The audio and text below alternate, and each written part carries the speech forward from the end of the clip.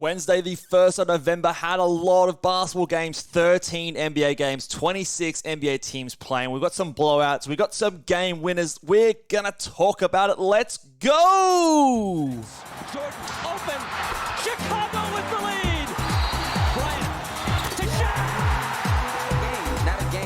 Not a game. We talking about practice. LeBron James with no regard for human life. Anything's possible!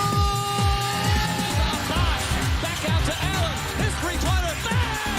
Curry for three. Wow! Unbelievable.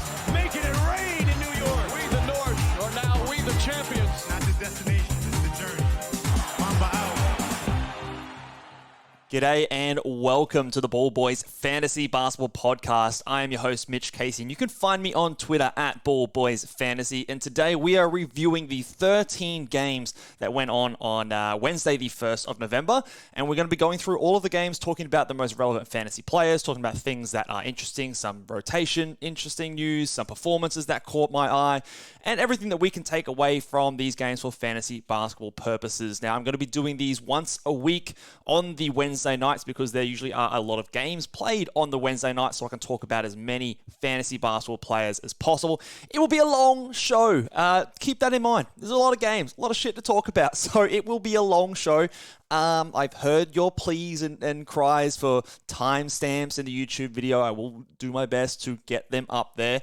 It's a little bit more work, but I will do it for you guys so you can skip along to the relevant fantasy teams that you want to hear my thoughts on. But we're going to be going through all 13 teams, so strap yourselves in. Lots to talk about in today's show.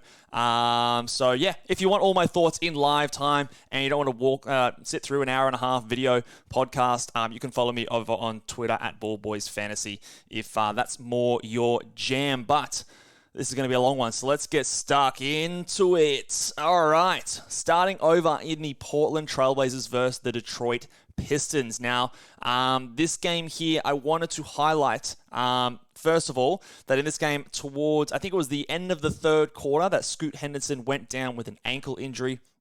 He did perform okay, 11 points, 7 assists, 40% from the field, and 100% from the free throw line. No other stats there, though.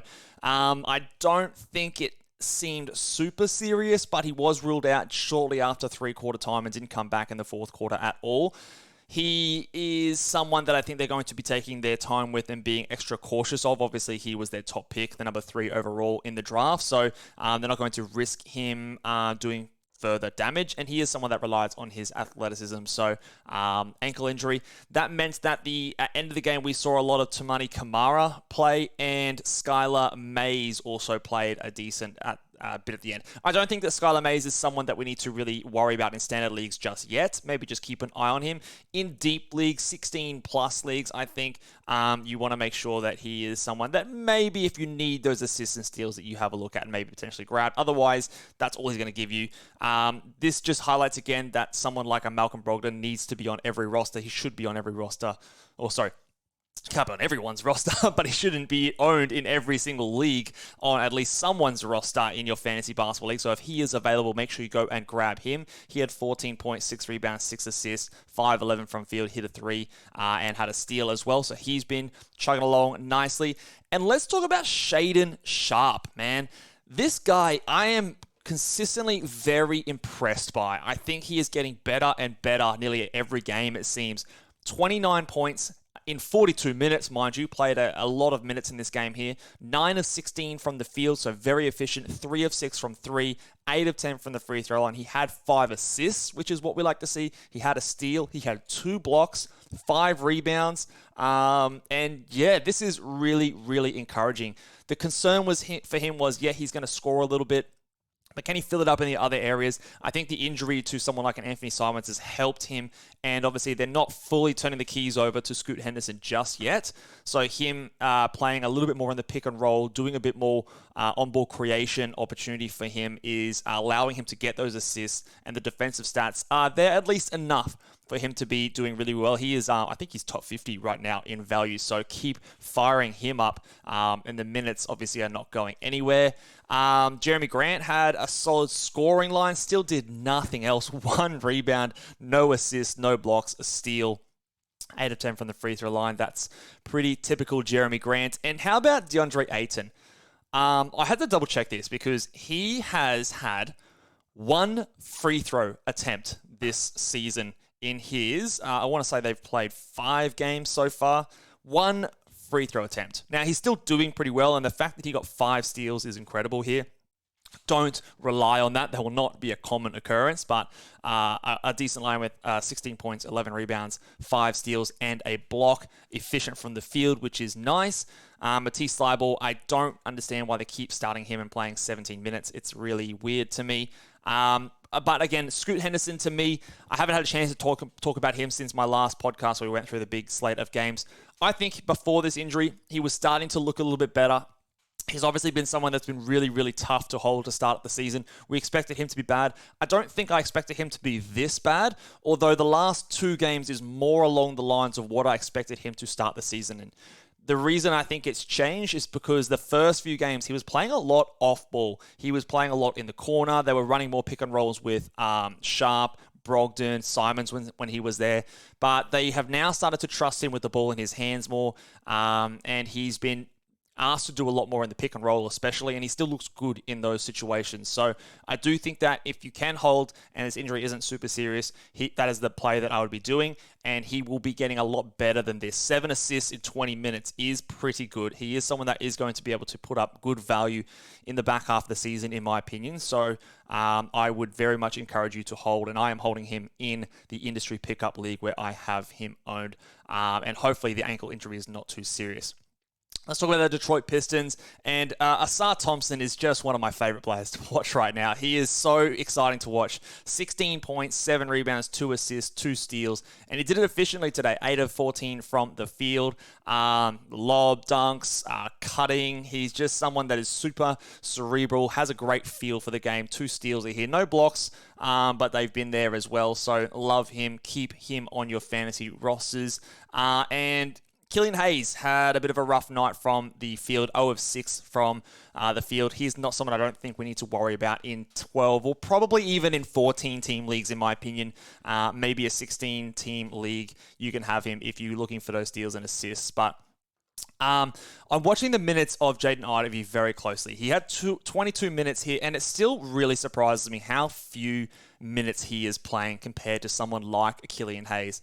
And I think, well, I would hope as the season goes on that we see these kind of minutes flip, and we're seeing Killian Hayes play more like 20, 22, and Ivy playing more 26 to 28 minutes per game. So right now, he's probably not someone you need to have in your roster on 12 or 14 team leagues, but I am keeping an eye on when those minutes start to flip, that he is someone, at least in a 14 team league and in a points league 12 team, that you can definitely have on your roster, but right now it's probably not worth it.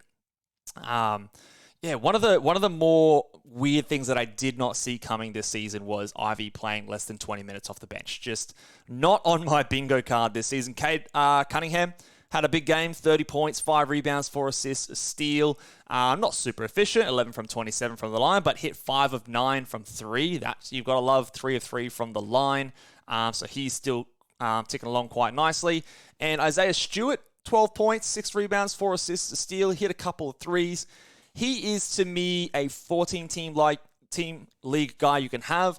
Maybe in 12s you can have him if you're looking for those rebounds, but he's not a high priority in my opinion. So you can have him, but I don't think I'd consider him a must-add. And Marvin Bagley stepped up for Jalen Duren, who missed with the ankle injury. 10 points, 6 rebounds, 3 assists, and 2 blocks from Marvin Bagley. You don't get that very often, so treasure those. 30% from the field is not the best, but those, assists blocks from Bagley, you'll take that and run with it. So I think that's all we need to worry about. I don't think there's anything else on the bench we need to concern ourselves with. The Pistons. All right, let's go to, where is the next game here? Okay, let's go. Milwaukee Bucks versus the Toronto Raptors. And let's talk about Giannis. He had a pretty rough game. The Bucks as a whole had a very rough go of it today. And Giannis just had a lot of trouble shooting from the field. He was kind of blanketed a little bit by my guy, Scotty Barnes, here today. But 16 points, 4 rebounds, 2 assists, a steal for Giannis. A very down game for him. The lack of assists is something that I am monitoring with Giannis. He is someone that obviously has averaged a 6+ assists in the previous few seasons. He's averaging fewer than 3 so far in, I think, his 5 or 6 games on the season. That will obviously come up, but it is something that I think we can expect to drop from seasons past with Damian Lillard now in this team, who, speaking of Lillard, had 15 and 6 assists. Only got up 9 shot attempts, 6 of 7 from the free throw line. They just they weren't really switched on this game, and a lot of their starters were very poor. With Lillard himself being a -26 in this game. So kind of got smacked around a bit by the Raptors in this game. So a lot of this we can't really read in too much. Chris Middleton, I think, played his 17 minutes entirely in the first half and then didn't come back on in the second half, which, again, really strange. I don't know what's going on with their minutes. I've adjusted his projection in my, for the Ball Boys NBA season guide over there. So I've dropped his minutes down. I expected him to ramp up to 30+ minutes at some point this season. I don't know if that's the case anymore. I'd have to think that at some point he gets to sort of high 20s in minutes, and at that point he'll be worth rostering. But right now it's a hard hold. It is very, very disappointing because obviously if he had IR, you could stash him there, but he's obviously playing, so you can't stash him. He's putting up pretty bad numbers. Like right now, that's not a 12-team line. I still think you can hold him for a little while. It hasn't been 2 weeks yet for the NBA season, so I still think if you've got Chris Middleton on your team, you hold, you pray that those minutes start to ramp up. But they've been 16, 17 minutes for the previous 3 games in a row. Very discouraging signs. I don't know what's going on there or what is actually going on with his knee. It could just be stuffed. I'm giving him more time. And I think, again, we always need to keep in perspective. This is week 2 in the NBA, week 2 in fantasy basketball. So even if you go down in your first 2 matchups, it's not the end of the world. But if you start to fall back after sort of 3 or 4 weeks, then you've really got to start to make some tough calls and really ask yourself, am I dropping Chris Middleton to add someone who's going to help me enough for the risk that I'm dropping someone who could potentially be a top 80 player, down the stretch of the season. So it might come a point where we do have to make that drop, but I don't think it is just yet. The rest of this game you can pretty much throw out. Malik Beasley, I'm not getting excited. He shot 70%, 6 of 9 from the 3 and 2 steals. I'm not expecting that or most nights. So pretty much throw the rest of this game out. The biggest thing to me is the assist from Giannis and the minutes cap for Chris Middleton. Let's talk about Toronto Raptors and jokingly, my guy who was on the bus show for category leagues. I think he was on the bus show for points leagues, but I later that was right before they adjusted the rankings. So I kind of, commented on that saying it probably wouldn't be there now with the updated rankings, but he is someone that is absolutely killing it right now. There's no way around it. He is absolutely on fire. I have adjusted his rankings, and I think you can pretty much view him as a top 45 player from here on out. He is looking aggressive. What I'm really encouraged by is the rebounding. That was one thing that fell off when Jakob Poeltl was there. 12 rebounds in 29 minutes is awesome. The defensive stats have been there. He's being aggressive and getting to the free throw line, getting his shots up, 21 points, 12, 5 assists, a steal, and 2 blocks.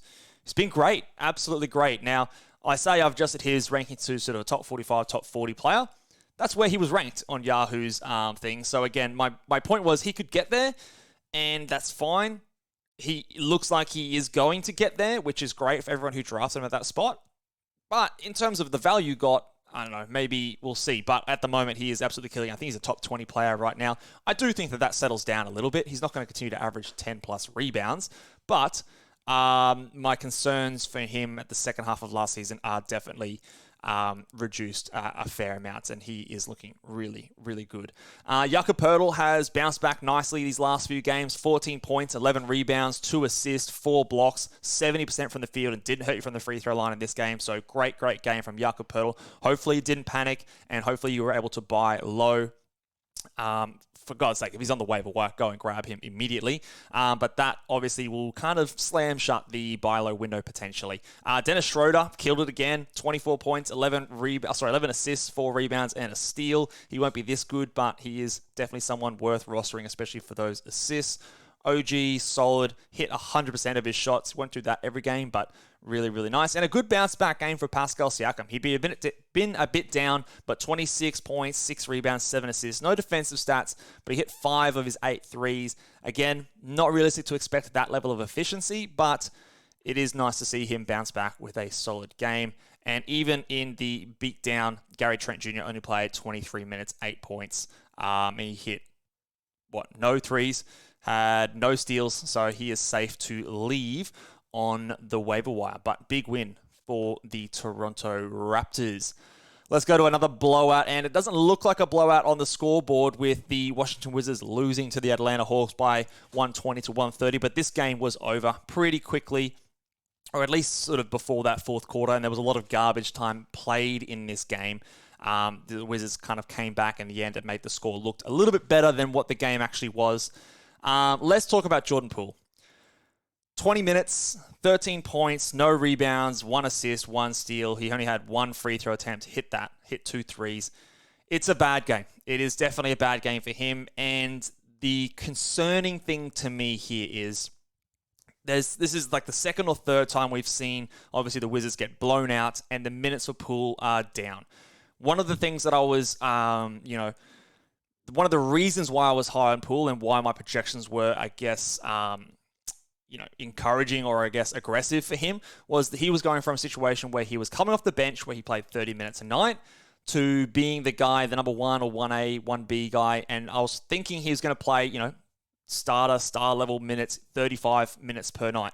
Now, if the Wizards are going to get blown out every second game, that will not happen. And games like this, where he only plays 20 minutes, are going to hurt. They're going to really hurt his total. And if he's not getting to the free throw line as much as I thought he would, or at least his free throw attempt rate was in Golden State, that is also going to hurt. So right now, again, I will admit that maybe I was a little bit high on him because of overlooking those factors. He can definitely be better than this. So I do think that he is a buy low window. A lot of people don't like Jordan Poole.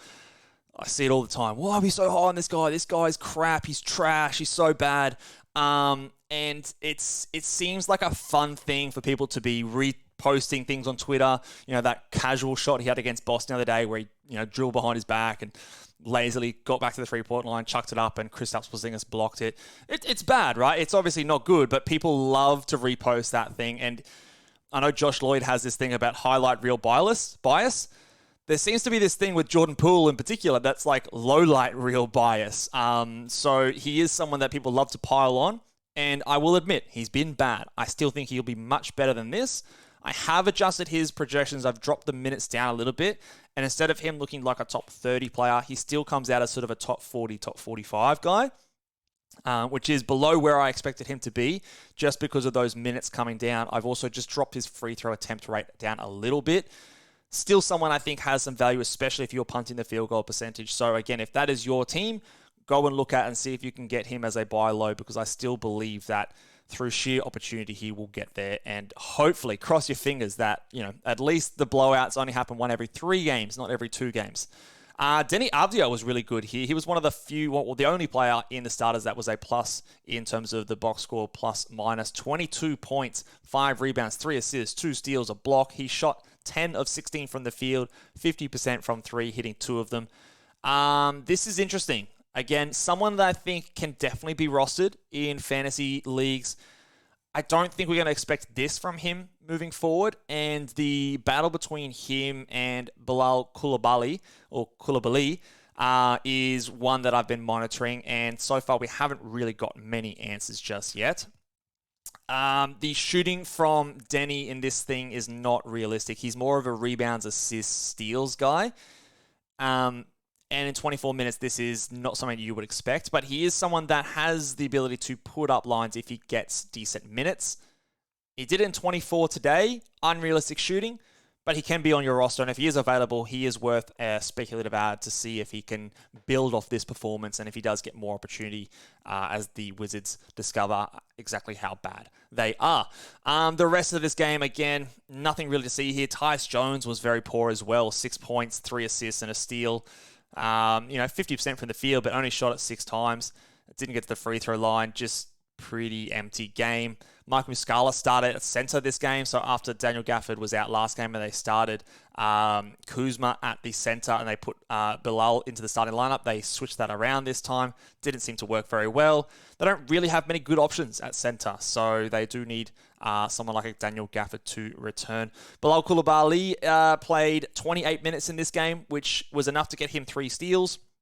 Only the 5 shot attempts. He hit a 3 assists as well. He is someone that really is, at this point, a steals or blocks streamer. And I don't know if his upside is there enough to be stashing him in 12-team leagues. In a deeper league, for 16, 14, he is someone that maybe you can be holding on to for the potential second half of the year breakout or improvement. But in 12s, I don't think that you're going to want to stomach the ups and downs of his minutes and production on a nightly basis just yet.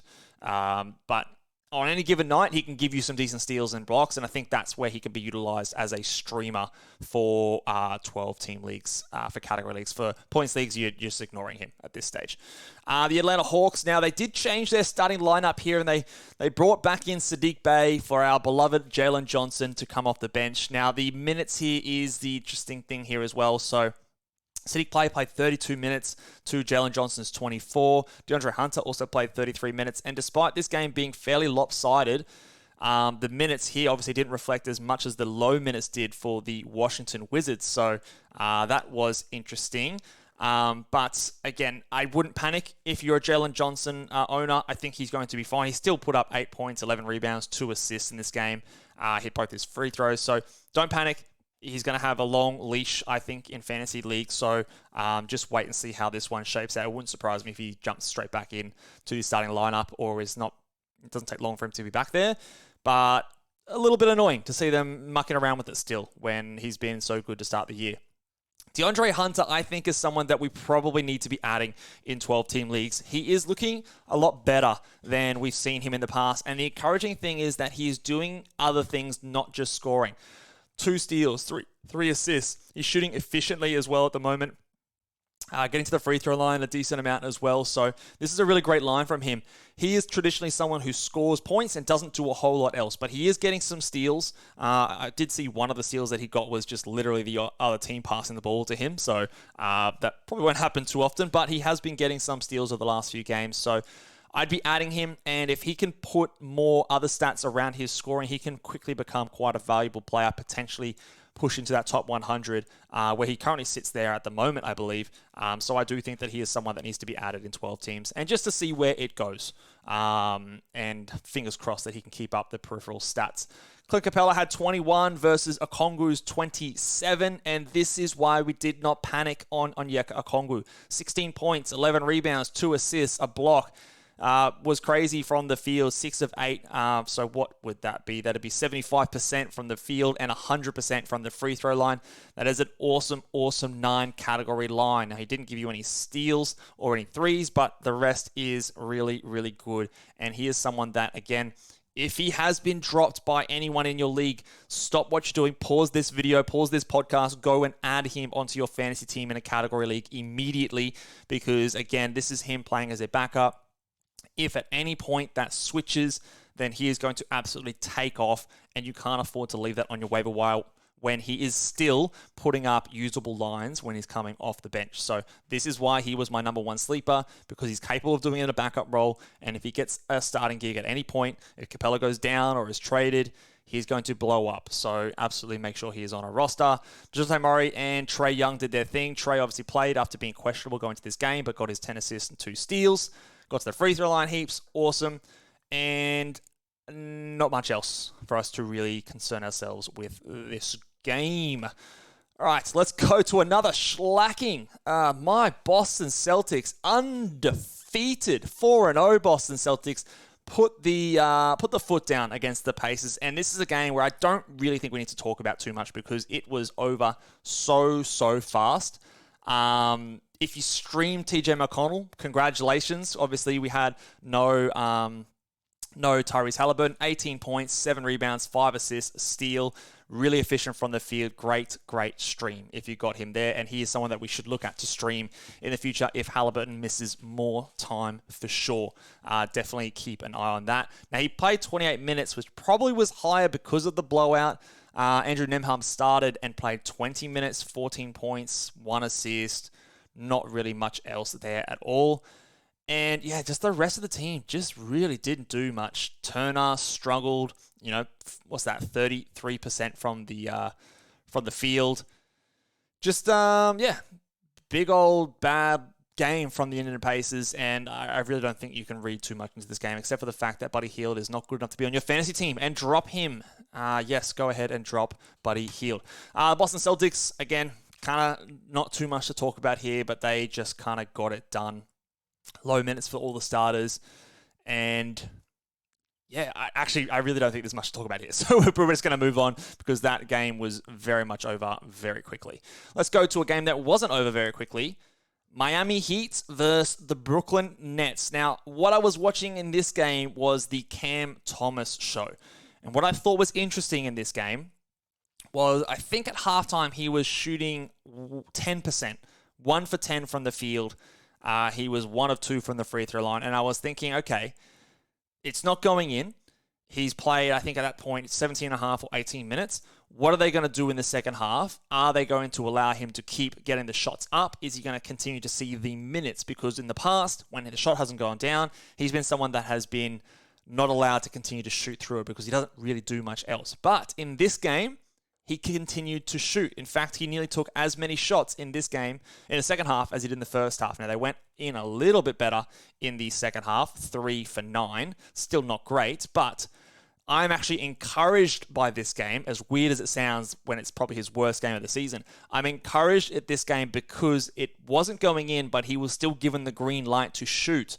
So that tells me that they are, or at least while Cam Johnson is out and Nick Claxton is out, at least while those guys are out, he's got the green light, even if he's struggling from the field. So he had 13 points, 2 rebounds and assists, 3 steals and a block. Don't rely on those defensive stats. 3 of 4 from the line and 4 of 19 from the field is obviously dreadful. It hurts your field goal percentage. We need to be aware of that with him. He probably is better suited to a punt field goal percentage team.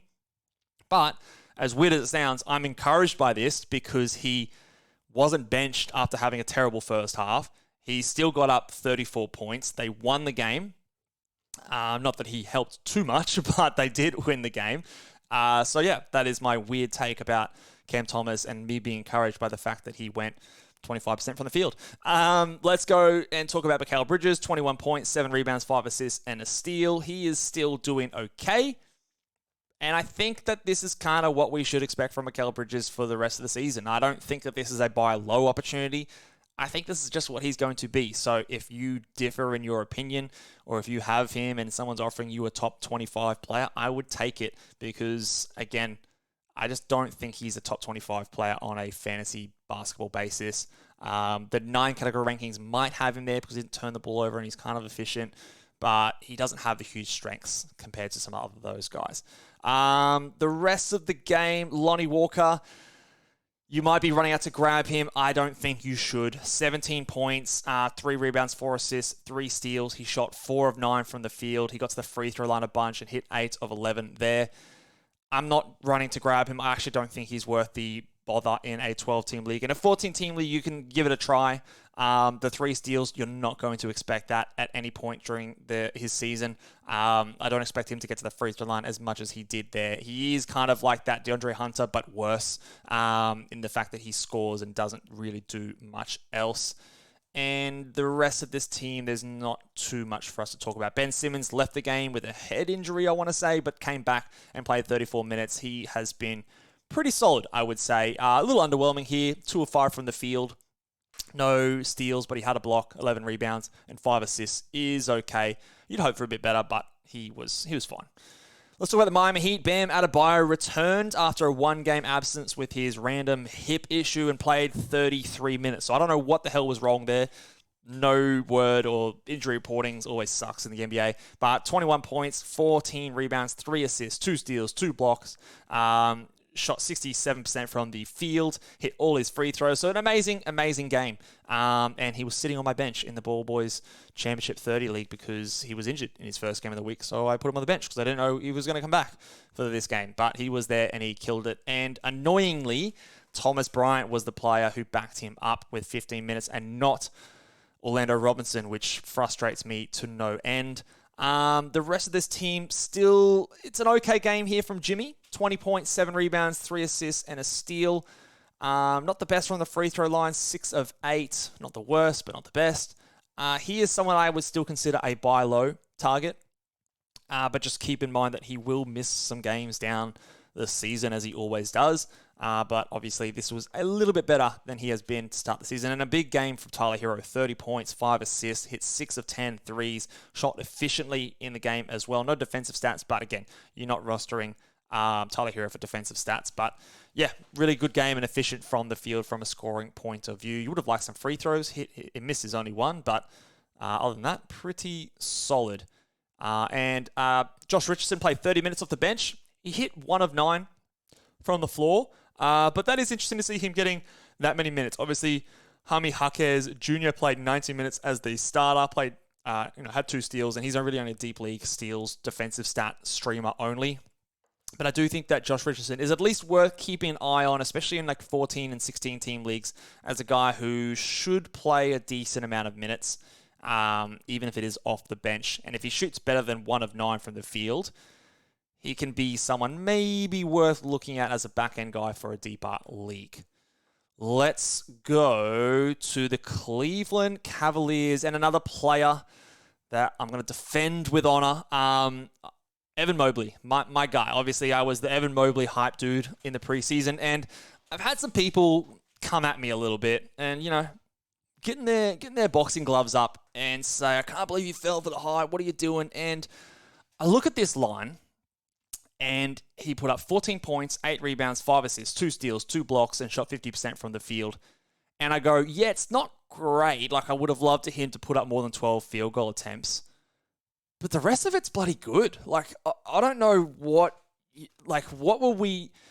I know I was bullish on him, but, like, my projections for him was, 19 points, 10 rebounds, 3.5 assists, a steal, and 2 blocks. Like, he's kind of doing that right now, and the only thing that's dragging him down in the rankings right now is the fact that I believe he's shooting like 45% from the field. And I don't expect that to happen. Now, he's shooting a lower percentage, I believe, because the fact that there is no other... you've only got really Donovan Mitchell. He's missed a game as well. And, without Darius Garland, who's obviously a great point guard, is going to help him get some good looks, the defense is just keying in on him a bit more, and it's dropping his field goal percentage down a little bit. So he is averaging 15.5, 11 rebounds, 3.5 assists. The low steals is also something here. So he had 2 today. Obviously, that's a low variable, a low counting stat. So 0.4 steals on the season through his 5 games. I'd expect that to come back up. He's averaging over 2 blocks, 47% from the field, and that makes him 38th, which is still better than what he was ranked in the preseason. So again, if you're going to come at me and say, what were you thinking about this guy being too high on this guy? Just actually look at the numbers, and they're not that bad. That 47%, if that goes up to 55%, he's 18, 11, 3.5. Those steals go up. That's exactly where I had him. So I'm still very encouraged about what I've seen. The only small flag that I will say that has me slightly concerned is the fact that he still only played the 35 minutes, but in a game with no Darius Garland and no Jarrett Allen, although that's to a lesser extent. He still only had 12 field goal attempts. Now, I would love to see those field goal attempts go higher. And he did have a game recently where he was doing that, and that's when he had that 33-game explosion.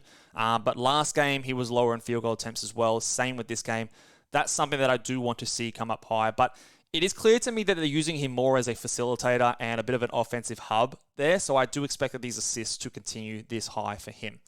Donovan Mitchell had another great game, 30 points. Not super efficient, but hit 6 threes, 6 of 6 from the free throw line. And the rest of this team, even a Max Strus is fine because he's playing so many minutes. But 9 points, 4 rebounds, 4 assists, no threes in this game. He's actually kind of an overrated shooter, in my opinion. He had the 2 blocks, but there's a point where he might be...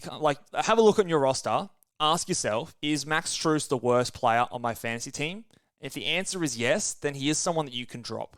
Because I don't think that, especially those first couple of games that we saw from him, is what we can expect moving forward. And you get someone like a Darius Garland coming back in. Those assists are going to go down. The shots are probably going to go down as well. And I just don't think that he, at the end of the day, is going to be someone that needs to stay on fantasy basketball rosters. He is by no means a must-hold, in my opinion. You don't drop him for nothing, but he's not someone that if something better comes along, you can look at dropping him, in my opinion. Karis LeVert is back after he missed a game. 19 points, 5 assists, 6 rebounds, and a steal. Pretty good. Perfect from the line, which we can't say about him often. And whilst Garland is out, he is someone that you could definitely look to stream in or even add for back-end value in this stretch. Played 31 minutes, so he is going to be getting a lot of shots up, I would assume. Not much else to talk about. And I cannot believe that Tristan Thompson is still on NBA rosters.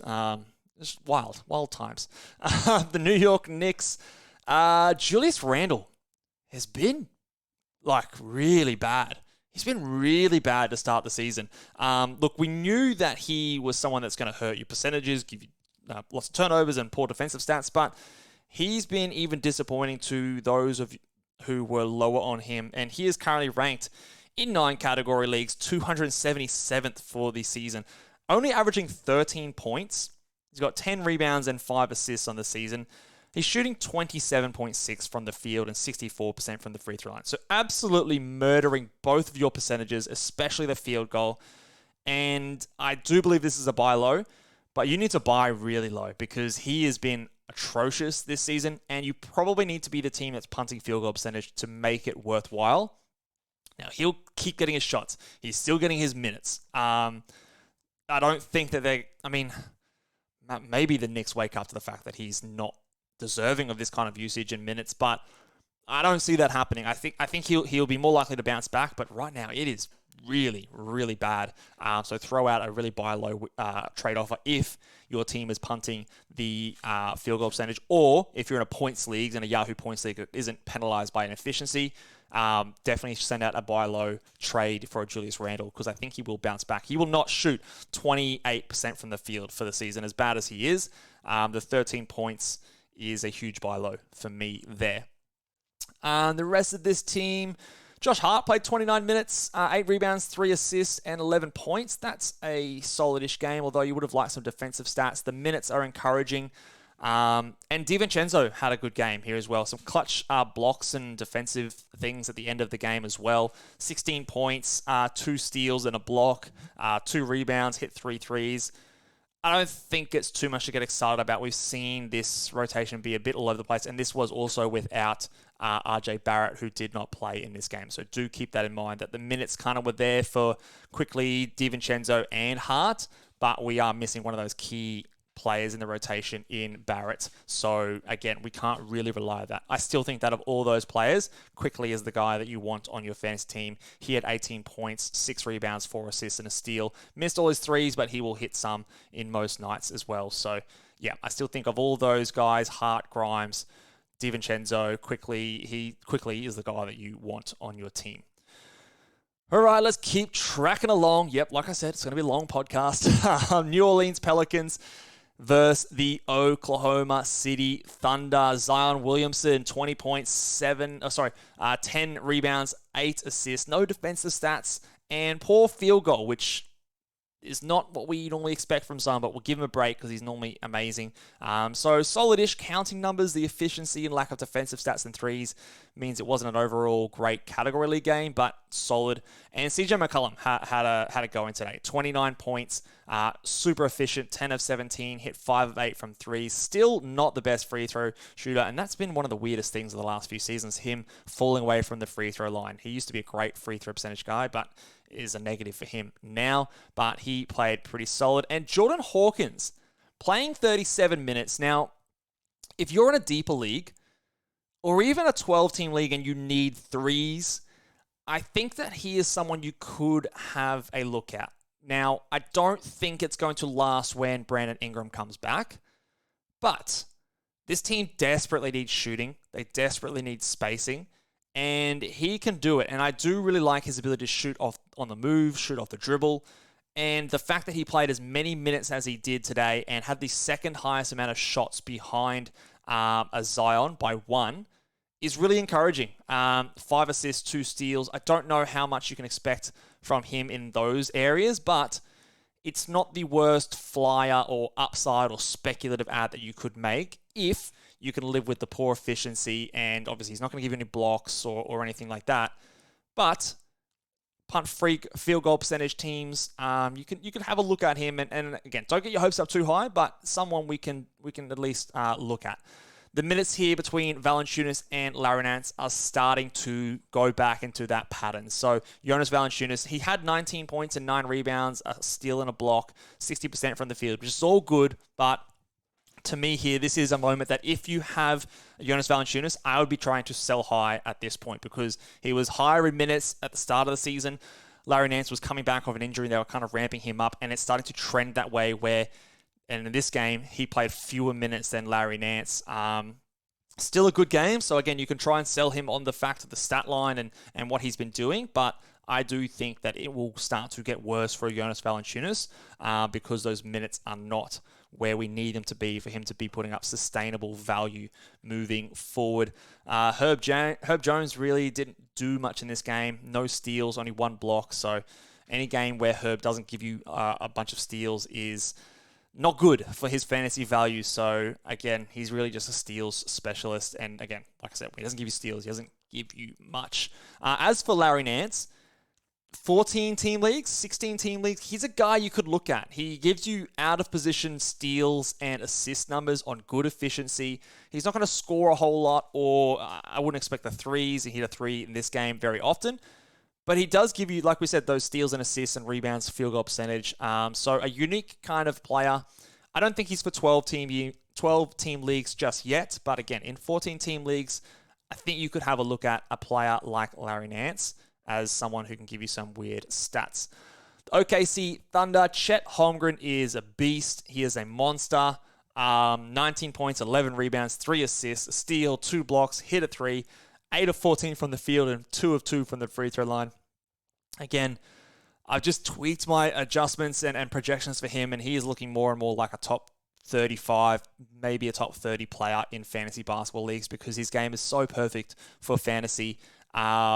And yeah, the fact that he's hitting threes and he's playing efficiently, he's getting blocks, he's getting rebounds, he's just very, very good at basketball despite him being skinny and people thinking that he's going to break anytime he someone posts him up. He's really good, and I'm a big, big fan. Jalen Williams has been a little bit disappointing to start the year, but this was a solid game. 18 points, 8 rebounds, 3 assists. No steals or blocks. The steals are down, and this is always the tough thing for players that have huge steal numbers, and especially players that have huge steal numbers in short, smaller sample sizes. Very hard for us to translate that over to the next season. Expect them to pick back up where they left off. But 8 of 9 from the free throw line is solid. So he is still doing enough to obviously be rostered as well. But hopefully you weren't expecting the top 40 numbers that he did this second half of last year. Shai's doing Shai things, 3 steals, 8 assists, 5 rebounds. The free throw attempts are down from last year, but he's still obviously really, really good. And Josh Giddey, solid, a steal and a block, 15 points, 9 rebounds, 4 assists. His rebounds have been able to stay up at least solid enough, so that is very encouraging for him. And on the bench, there's no one really to discuss here. 18 minutes for Case and Wallace versus Lou Dort's 30. That swap is not happening just yet, but I'm always looking out for it. Let's keep going to the Houston Rockets versus the Charlotte Hornets. Gordon Hayward we're going to talk about here. Now, he, again, in the first box score review recap show, he was someone we talked about being a must-add player, and I maintain that he is someone that needs to be on fantasy rosters. He will likely get injured at some point.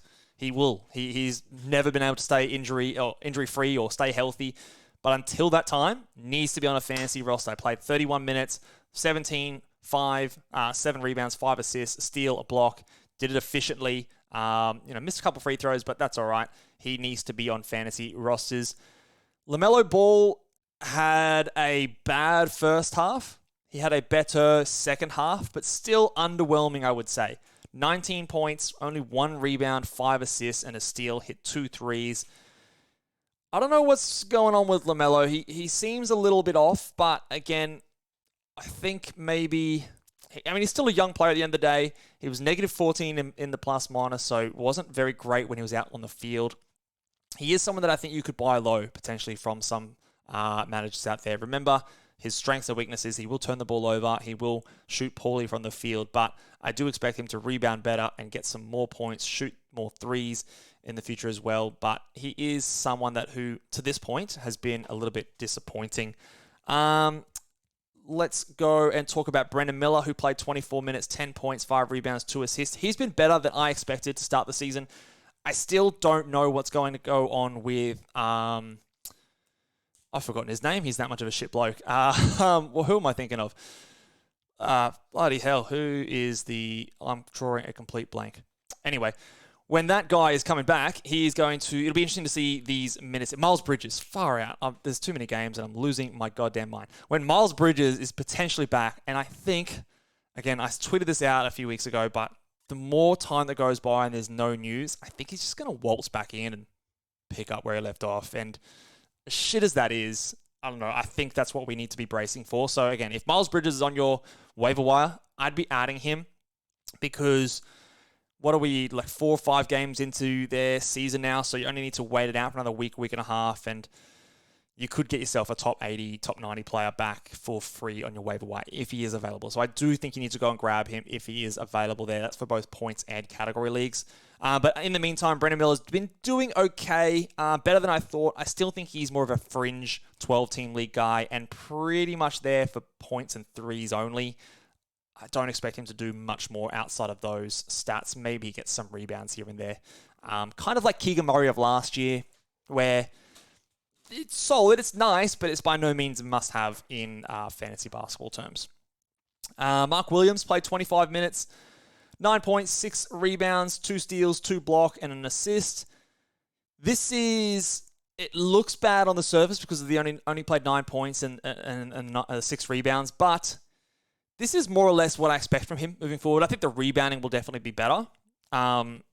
And again, the 25 minutes, you'd hope that would be a bit higher. No fouls, so it wasn't foul issues. It was just the fact that they chose to play a bit smaller at times as well here. So again, one of the things that I was a bit concerned about with he and Gafford was just the fact that they're by no means dominant offensive centers that are sort of on the offensive priority list every night. And those players are more prone to highs and lows on a night-to-night basis, but I still think he is worthy, obviously, of a roster spot. He still is someone I think is going to be a top 100, top 90 player this season, but you will have games like this, weeks like this, where he is a bit underwhelming, but he will bounce back, in my opinion. So don't do anything silly with Mark Williams. Let's talk about the Houston Rockets and Dillon Brooks. We're going to start there because he's actually been pretty good. 38 minutes, 5 steals, 5 assists, 20 points, hit all 3 of his threes, 7 of 9 from the field. So first of all, 7 of 9 from the field is not consistent and not reliable from Dillon Brooks. But 38 minutes, the steals are nice, the assists are solid, and in this game, Amen Thompson went down with an injury. I believe it was his ankle, the same ankle that he injured in the Summer League. So if you have Thompson out, you've got Tari Eason out, then there's not that much pressure for Dillon Brooks coming from the bench. So he's probably going to play heavy minutes moving forward as long as they are in the game. And so the 38 minutes is not ridiculous for us to expect. Maybe not every night, but he'll play mid-30s in minutes. And that might be enough to see him get solid-ish enough points. You know, he might be able to get you a couple of steals in that time. 3 to 4 assists per game in that time as well. Hit a 3 or 2. Like I said, don't expect the efficient shooting. He's best suited to a punt field goal or a points league player.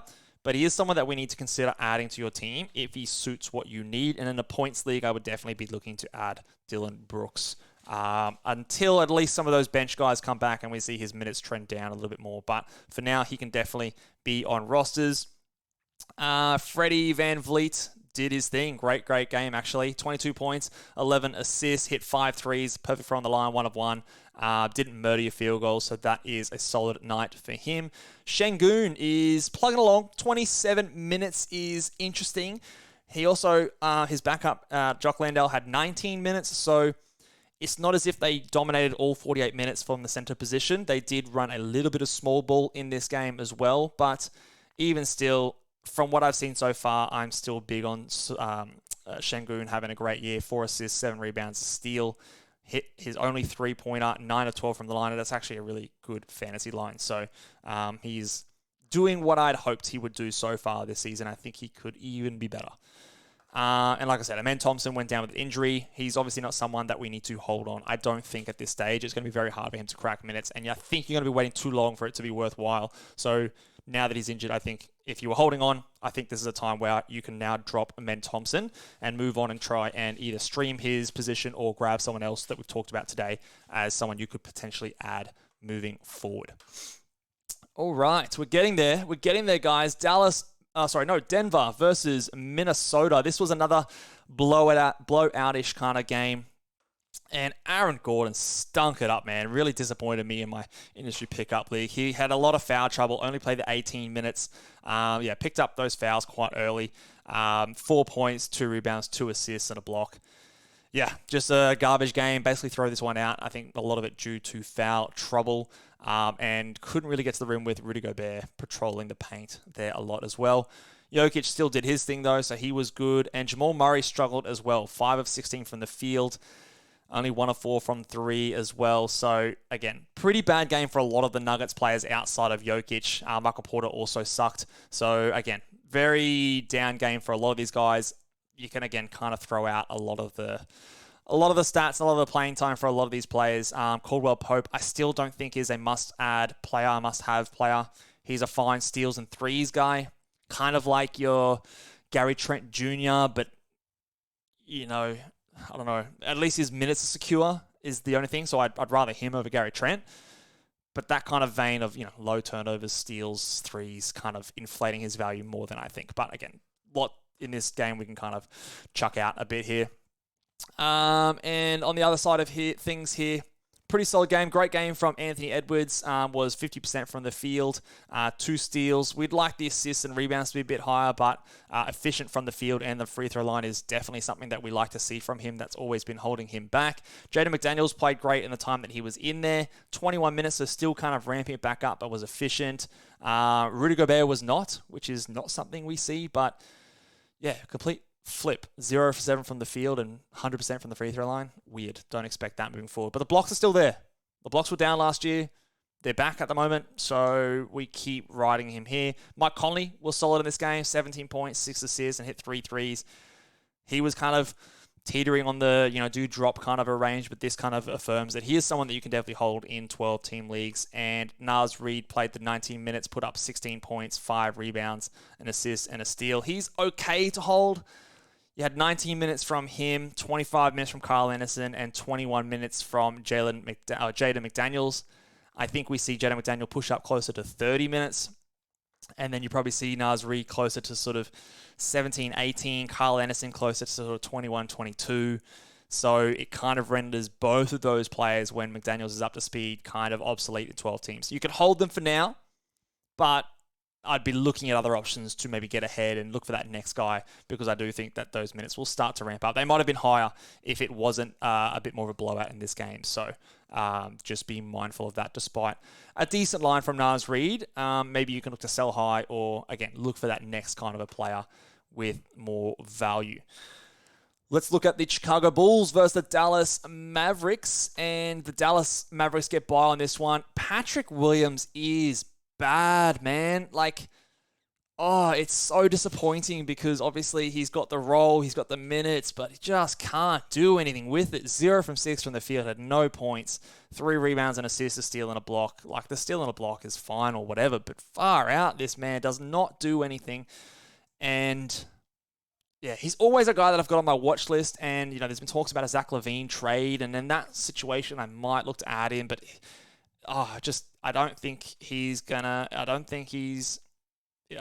him, for lack of a better phrase. And I think, obviously you don't need to have him. And shout out to Vucevic, who had a big game here, and I've been critical of him, so I've got to give him props when he plays a big game. 21 points, 20 rebounds, had 2 steals, an assist, hit a 3, and did it efficiently from the field. No free throw attempts, but again, really, really nice game. Never questioned his ability to rebound. So 20 rebounds is definitely something he will do from time to time. And the efficient shooting you'd like to see. So, yeah, had the same equal most to Levine in terms of field goal attempts in this game, which is an encouraging sign for him. So that was pretty good. Alex Caruso did his 6 points, 4 rebounds, an assist, a steal, and a block. He is someone that some of you might be having at the back end of your roster. He's okay. He's okay to have an assist, a steal. I don't think you can consider him a must-roster player, but more of just like that specialist Herb Jonesy kind of a type player. He's a really good player, but the minutes are just probably not going to be there consistently, but he will have some decent lines from time to time.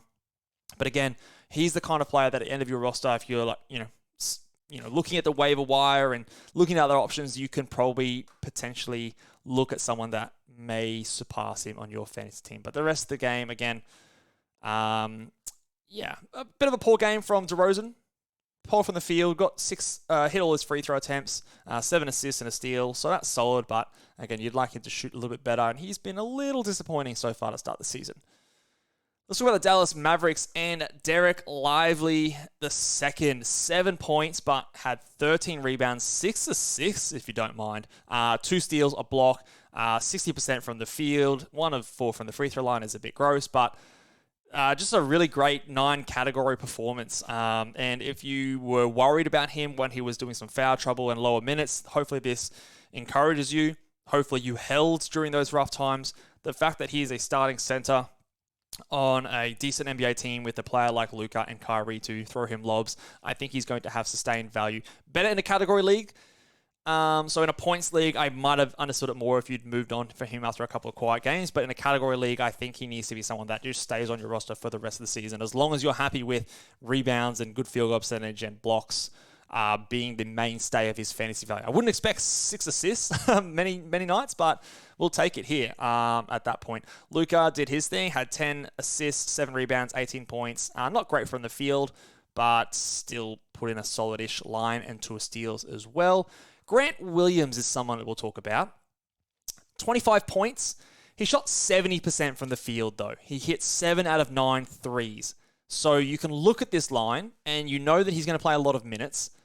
But outside of the 25 points on 7 of 9 shooting from 3, it really is quite empty. 5 rebounds, 1 assist, 1 steal. I don't think that he's someone that we need to worry about in 12-team leagues. In a 14-team league, you might want to look at it, but even then, he's just a really bad fantasy guy on most nights. And again, Kyrie Irving is not here. He will be back, hopefully soon. And again, he's just not going to shoot this well on most nights. Trust me, I'm a Celtics fan. I've seen him. He can go on stretches like this, but it's not going to be the norm, and he doesn't give you many other stats a lot of the time. So you can look at this line. It's fine. It's good. Don't expect it moving forward. Same with Derek Jones Jr., who had 17 points, 5 rebounds, and assists. He could easily go and play 14 minutes in the next game. Maxi Kleber was ruled out of this game, I think, early on. Only played the 4 minutes, so that, again, will give minutes to Lively a bit more secure if he has to miss more time. So again, more of a reason to make Derek Lively still a must-roster player. And Tim Hardaway Jr. is definitely someone you can have in your fantasy team if you are looking for points and threes. He won't be this efficient, but he will get it up and he will shoot it. Be willing to, live with the poor games. But again, he is someone I'd rather have a Tim Hardaway Jr. than a Grant Williams at this stage because of the fact that I at least know that Tim Hardaway Jr. has more of a, more evidence of him being someone who can sustain high scoring and 3-point volume moving forward than Grant Williams does. So, yeah, I think that's all that is for that team. Let's move on to Memphis and Utah. And Memphis are, what are they now? They're 0-5 to start the season. Not very good. Xavier Tillman had a very poor game. 0 points, 4 rebounds, no assists, only 1 steal, 0 of 3 from the line, and only played 14 minutes. Now, he had 3 fouls, but this is not very encouraging. The game played a little bit smaller, and again, they got blown out. So the minutes are low across the board here, but Xavier Tillman's minutes are a lot lower than the rest of the starters, maybe outside of Ziaire Williams. So this is why a lot of the times where people had asked me, would you rather have Tillman Jalen Johnson or Derek Lively. And Tillman was the answer to me that a lot of the times I was saying was the drop, because he's looked great, but I think the Grizzlies, as they started bad, they're going to be starting to search for other options at center. Santi Aldama is hopefully back soon. Now, I don't think necessarily Santi Aldama starts ahead of him, but he might just cut into the minutes a little bit more. Maybe you see more Jaren Jackson at center, or different other options. So I don't think he's a drop. Don't be dropping Xavier Tillman. But again, if we were expecting what he was doing at the start, where he was putting up really good lines, I think it's somewhere in the middle between those two things here. So I don't think he's a drop. Hold him at this stage. But again, one to monitor moving forward, I think. But again, the blowout definitely does dampen a lot of people's minutes here. Desmond Bane was solid, but not spectacular. 21 points, 3 rebounds, no assists, and a steal. Had 4 threes. Again, kind of doing what I expected him to do this season. And if that's disappointing to you, then I don't know what to tell you. Marcus Smart's been solid. Finally started cooling off from the field today. But again, 4 steals, 6 assists, and a 3 is still good for him. And JJJ had his block, 19 rebounds. Perfect from the line, which is nice. Hit a 3. So of all the fantasy players in this game for the Grizzlies, he was probably the best. But even still for him, it's a little bit disappointing. So they just got beat up by the Jazz and absolutely crushed the first half. So not much to take away here. The Utah Jazz were on fire, especially early on. Larry Markkinen was insanely hot to start the game. Cooled off a little bit, but again, 19 points, 11 rebounds, an assist, and a steal. Hit 4 threes, perfect from the free throw line. Really good game for him. Johnny Collins was solid-ish. 16 points. The rebounds were lower, but 2 assists, 2 steals. Hit a couple threes. The percentages are kind of gross for him. Normally, he's a better field goal, free throw guy. So he's kind of cruising along, doing all right. Kind of maybe thereabouts of what I expected. Maybe slightly underwhelming when it comes to the blocks, but I think that will come back up. But let's talk about Walker Kessler, who a lot of people I'd imagine are panicking on him right now. 4 points, 4 rebounds, 2 blocks. So he's still got his blocks. 25% from the field, only 1 of 4. And only played 18 minutes here, and 2 fouls. So it wasn't really foul trouble that got him the low minutes. It was the fact that Kelly Olynyk played 26 minutes in this game. Again, we'll point to the blowout nature of this game. So I'd imagine it would have been higher had the game been closer. But this is slightly concerning to me for Walker Kessler. I don't think he's going to be someone who plays 30 minutes this season. I think he's closer to sort of 26, 27 minutes a night this year.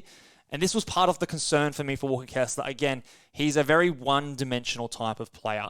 And one-dimensional type centers in the NBA are not typically the players that play 30-plus minutes per night, even when they are good at what they do. You look at someone like a Clint Capella, or who else can I think of here? Someone like a Steven Adams or someone like that. These players don't typically play bunches of minutes. Now, don't drop him. It's definitely a buy low. It's definitely a buy low in a category league. In a points league, he is not as good. And I still don't think he's a drop in a points league, but he is much closer to that in a points league than in a category league, obviously, because of his value concentrated in the blocks and field goal percentage. So he will be better than this. The minutes will be higher, and the rebounds and points will be a little bit higher than this. But again, he's not going to give you assists or steals. He gave you the 2 blocks here, so that's kind of what you drafted him for. But this was always my issue with drafting him. He will be better, though. He will definitely be better, but I don't think he's going to be the player that maybe a lot of us hoped he would be. Let's look at the point guard battle. Taylor Horton-Tucker played 23 minutes in a start, and he was solid. 50% from the field, had 7 assists, 5 rebounds, and 9 points. No defensive stats, but we're not seeing the Keontae George takeover just yet, and I don't know if we're going to see it for a little while longer. I sort of tweeted out a couple games ago that I wouldn't be surprised if Keontae George started the next game because of how he looks, but they're giving Taylor Horton-Tucker a little bit more time to prove himself, and he obviously did okay in this game. They won by big, so I don't think it's going to change soon, but it might still happen at some point, so you can still keep stashing Keontae George. It's very dependent on your league, I think, if you can afford it, if it suits what you need. So again, if he blows up, he's going to blow up in threes and assists. He's still going to have poor field goal percentage. He's still going to turn the ball over a lot. He's not going to give you blocks or rebounds. So again, it depends on your team's needs, whether or not stashing him is worthwhile. For the most part, I actually think you don't have to. I think you can drop him, move on, because I don't think the upside is sky high like someone in the past years like a Jalen Williams or a Walker Kessler or a Mark Williams. I don't think he has the upside of those players. So right now, I don't think stashing him actually is the right thing to do for the majority of leagues. But in some leagues, I could definitely see it being something that pays off in the end. But I think for the majority of leagues, that's not worthwhile at this point. All right, let's go to the Golden State Warriors and the Sacramento Kings. 2 games to go. And obviously the Kings lose it by 1 to a Klay Thompson, I'll say buzzer beater. There was 0.2 of a second left on the end of the game. But Domantas Sabonis played a great game. 23 points, 11 rebounds, 8 assists, 50% from the field. He was poor from the free throw line, missed a lot of points at the line there. But again, with no De'Aaron Fox, Sabonis stepped up. And the rest of the team was not the greatest. We saw a decent game from Malik Monk, who was a guy that we sort of were talking about in terms of streaming. 2 blocks, don't rely on that. You would have hoped to see some more assists, but 16 points with 3 threes is solid enough. Kevin Huerter is just a back-end option really at this stage, especially while Fox is out, but might be a droppable player in the future. Davion Mitchell had 3 steals and 4 assists, which is definitely useful. You can stream him in whilst Fox is out, but I think that's about it. I wouldn't consider him a guy that you need to hold on to long term, or if a better option comes around, he's easily droppable. Keegan Murray really struggled from the field, missed all 7 of his threes, but he was active. He was crashing the glass and being active on defense, so that shot starts falling, and that line could look a lot better. I'm still encouraged by the defensive stats with the 2 steals here, so don't panic on him. He has been good up until this point, and the rest we don't really need to talk about. Over on the Golden State Warriors, looking at the minutes between Chris Paul and Draymond Green. So Chris Paul played 28, Draymond played 28, Klay Thompson played 29, Kuminga played 17. So to me, Kuminga, you can go ahead and drop in standard 12-team leagues. He is not someone that I ever really believed in, especially when they are healthy. So he is a stream when some guys are out. I think that's it at this stage. Same with Moody as well. Obviously, he had the 1 point. As much as I like Moody, just when those guys are healthy, he's not going to be doing it. So Chris Paul, only 2 points, but 8 assists. I could have sworn he had a steal in there last I checked. I'll have to double check that one there, but 4 rebounds. 28 minutes, I think that's more or less what we should be expecting from him moving forward. He did finish the game, close the game out. I don't think Wiggins was in there. Wiggins was out, and they had Chris Paul, Thompson, Curry, Looney, and Draymond. They also subbed Looney out at the end to put on Gary Payton as well. So to me, that makes me feel better about Chris Paul in terms of closing lineups, him and Draymond. I wasn't sure whether or not one of those guys might come out. But it looks like they're prioritizing Steph, Klay, Paul, and Draymond. And then that 5th guy between Wiggins, Looney, and GP, Gary Payton II in this one here as well. So positive for him. The scoring obviously is going to suck. He's not drafting for scoring, but the assists have obviously still been there. And the fact that you got 8 assists from him, 9 assists from Draymond. Steph only had the 3, so the assists are going to come down from probably Steph, in my opinion, more than anyone else. But he's still obviously Steph Curry and playing really well. The rest of this team, Kevon Looney is quietly still getting it done in 23 minutes. 9 rebounds, 6 assists, and a steal. 75% from the field. Here, you could do worse than having Kevon Looney on your team, especially if you're in a punt point situation. Those rebounds and assists from a big guy, the steals are solid, the field goal percentage is solid. He won't play a huge amount of minutes, but he is very important to this team, considering their lack of size. So I do think that, again, he's not the highest upside players, but you could easily do worse and should be 100% rostered, I believe, in 14-team leagues. In a 12-team league, if it fits what you need, then go for it. If not, you don't have to worry about it. But like I said, you could do worse. I'm worried about Andrew Wiggins. I think I'm not there yet, but it would not surprise me if he is someone that we need to consider dropping at some point. 14 points, 2 rebounds, no assists, steals, or blocks. He even shot 60% from the field, so he was efficient. He just didn't really do much else. And his minutes are dropping because Kuminga's kind of stepping up. Like we said, he didn't close the game. They went with the smaller lineup with Klay, Steph, and Chris Paul all out there. Didn't think it would come from Wiggins, to be honest. It's kind of caught me a bit by surprise, but as it stands right now, he's been disappointing, and he's trending towards a drop. I don't think I'd do it yet. I'd give it a bit more time, but if he becomes someone that we can't hold on any longer, that would not shock me. So we'll stay tuned to that and see if he can improve on these numbers, but not good so far. One more game, guys. We made it to the end. One more game, the Lakers and the Clippers. Lakers get there by 5 points, and I started doing this one at this game finished while I was recording. It went to overtime, so we've got some big minutes on the back-to-back for both Kawhi and PG. First of all, great the fact that they both played the back-to-back. Now, they were obviously a bit more short-handed. James Harden didn't play. We did have PJ Tucker play some minutes, but the fact they played in an overtime game, 37 minutes for Kawhi, 41 for Kawhi, 37 for Paul George is very encouraging. They both played great. 38, 6 and 5 with 2 steals for Kawhi, hit 5 threes. The free throws, you wish he made a couple more, but other than that, excellent game. Kawhi, really, really good game as well. 6 threes, 6 rebounds, an assist, 2 steals, 35 points, great field goals. Great free throws as well. So big games for both of those guys. And Russell Westbrook, another really big game for him as well. 6 turnovers, which is kind of gross, but 24, 11 rebounds, 8 assists, and 4 steals. Huge.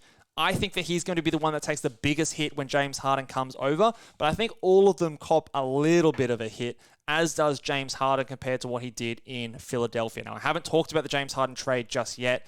Didn't think that I'd bother with a full show for that because, again, he hasn't played yet, so the impact on Philadelphia is kind of minor.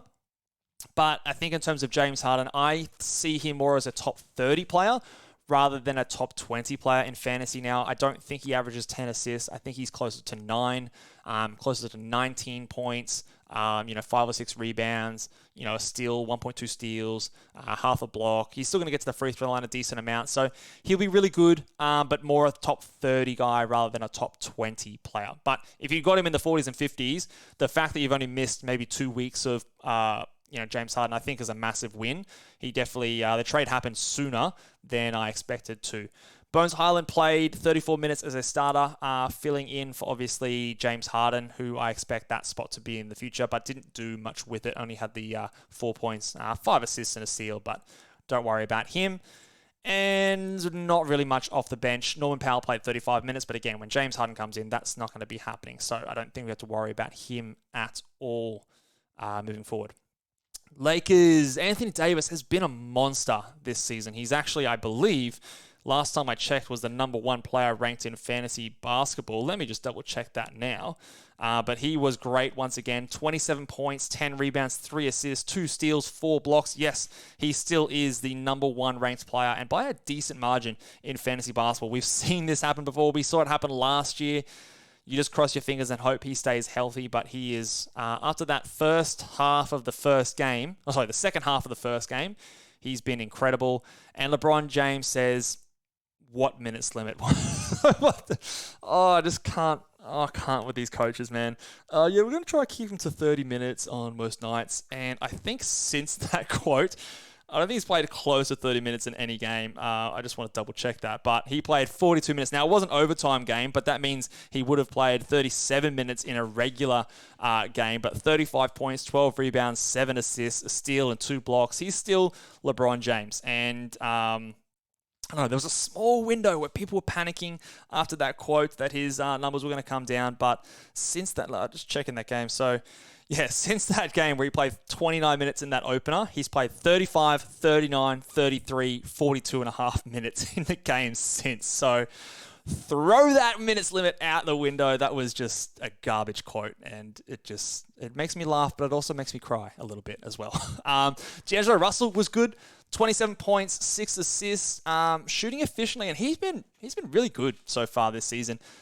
I have my doubts whether it's going to keep up, but so far so good, and you can keep throwing him out there. Austin Reeves had a bit of a bounce back. He was disappointing the last couple of games, but looked a lot better here. 7 rebounds, 7 assists, and 3 steals. Again, don't get comfortable with the steals. 15 points there as well. Hit all his free throws. I still think he was a little bit overvalued, especially while this team was healthy. But when LeBron or Davis go out, he'll be the biggest beneficiary. And let's talk about Christian Wood. he has been getting much more minutes, and he is definitely outplaying Jackson Hayes, who was subbed in before him in that first game of their opening night, but has since supplanted him in that regard.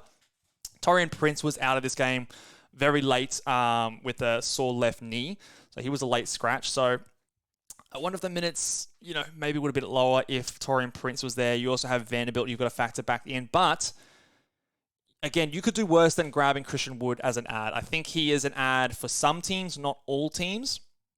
If you're a team that's punting assists or free throws, you can have a look at someone like a Christian Wood, at least for a short-term value while some of those guys are out. Hachimura, he was also out in this game as well. So we had no Hachimura, we had no Vanderbilt, and we had no Taurean Prince. So do keep that in mind. He has been playing well before this when some of those guys were in as well. So again, you can add him. He was solid in this game, but just keep your expectations in check that I don't think that this is the norm moving forward. But just in case it is, I do think that you could probably add him and at least see where things go moving forward, because that is obviously a good line. 10 points, 11 rebounds, a steal, and a block for Christian Wood, and 66% from the field with 2 threes. That's a very good line. So yeah, definitely you could definitely add him and see how it goes. And but yeah, just remember that those guys are out and shouldn't be too far away. Wow, an hour and 15 minutes. Oh, we're getting better at this. We had an extra game and did in 15 fewer minutes than last time. So thank you very much, guys. Again, apologies, it's a long show, but tough luck. That's what these shows are going to be about. The next show we're going to do is another streaming preview show for the next week, and then we're going to be starting to do our rotating topics. So we are next week going to be doing a buy low and sell high show as well. In a couple of weeks, I'm also going to be going through and doing a dynasty review of all the rankings and stuff. I try not to change my dynasty rankings too often and be too reactionary, but there are obviously some things that I'm going to be changing in the first month of the NBA action. So we will talk about that in a week or so's time. And next tomorrow, again, if you are ballboysnba.com subscriber, platinum member, silver member, check out in a second. We'll get it up shortly, but there will be an article explaining how you can get your questions answered in the exclusive Q&A podcast that I will be doing on Friday, my time, Thursday night, your time, or early Friday morning, your time, whenever you get around to it. So stay tuned for that. If you want to get your questions answered, you can go and check that one out. Again, guys, thank you so much for tuning into this one. Give this video a big old thumbs up. Hit subscribe if you haven't already. Follow me on Twitter at BallBoysFantasy, and I'll see you guys next time. Good luck with your fantasy matchups. Bye.